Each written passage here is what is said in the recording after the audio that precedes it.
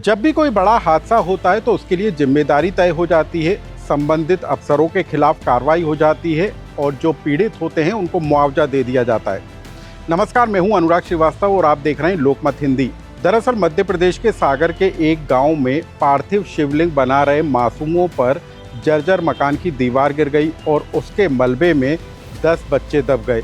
9 की मौत हो गई, लेकिन सरकार ने इस पूरे मामले पर कार्रवाई भी कर दी। कलेक्टर, एसडीएम समेत 3 अफसरों पर सस्पेंड करने की कार्रवाई की गई। कलेक्टर, एसपी और एसडीएम को हटा दिया गया।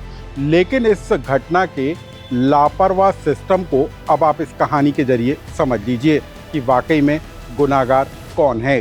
सागर के शाहपुर के हरदोल मंदिर के पास रविवार को घटी घटना में 9 बाल शिव भक्तों की जान ले ली। यह सभी मासूम मंदिर में पार्थिव शिवलिंग बना रहे थे, लेकिन इसी से लगी एक 50 साल पुराने जर्जर मकान की दीवार गिरी और बड़ा हादसा हो गया।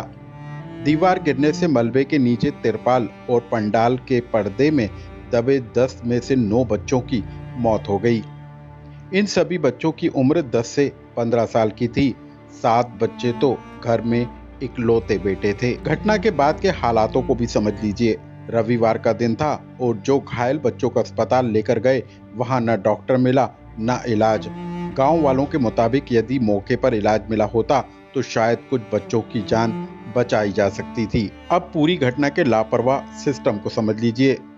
मकान मालिक 50 साल पुराने जर्जर मकान मोलू कुशवा का था, जिसने लकड़ी के सहारे जर्जर मकान को साधा था।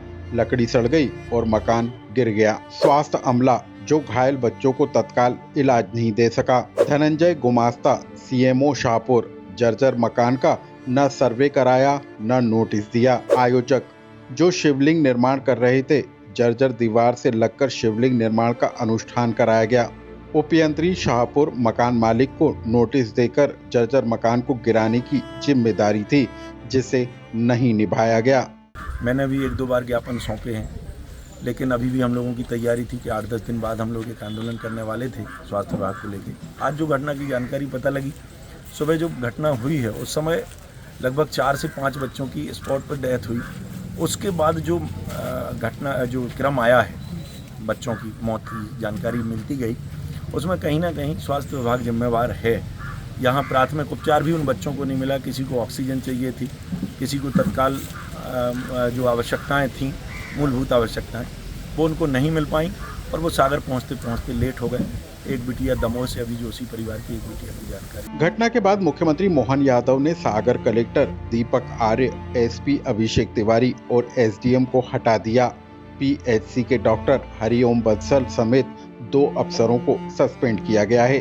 जो घटना घटी है उस संबंध में पहले तो राहत के सारे प्रबंधन करें और उम्मीद करेंगे कि ये जो निजी भवन इस प्रकार के जो खतरनाक होते हैं, इनके संबंध में सरकार तुरंत पूरे प्रदेश के लिए एक बार फिर कार्रवाई कराने की बात करेगी, जिसके आधार पर ये। लेकिन सवाल यह है कि हादसों से कब सबक लिया जाएगा? हादसों को रोकने के लिए कदम क्यों नहीं उठाए जाते और क्यों फिर एक नए हादसे का इंतजार होता है?